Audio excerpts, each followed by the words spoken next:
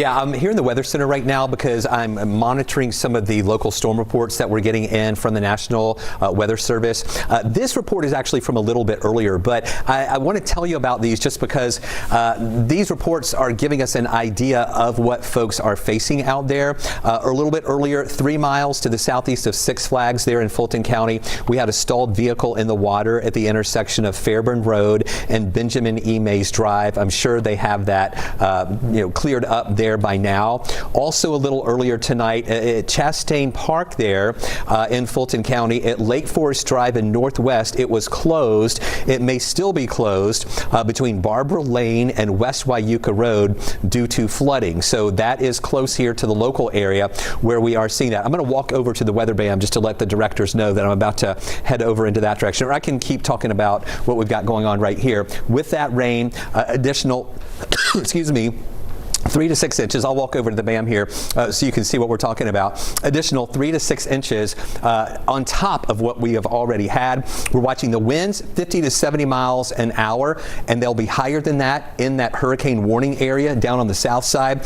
The highest wind that we're going to be dealing with is really between 3 and 9 o'clock in the morning. So we've been telling you things are deteriorating through the evening hours tonight, but as we go through the overnight hours, it is going to be stronger. The reason we are on with you right now, and the reason we're going to be with you through the overnight hours, is this is an impactful weather event.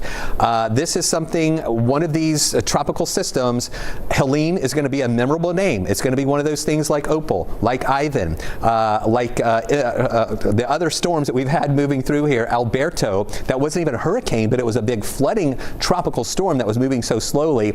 Helene is going to be added onto that list of memorable tropical systems that have impacted us here in the metro area.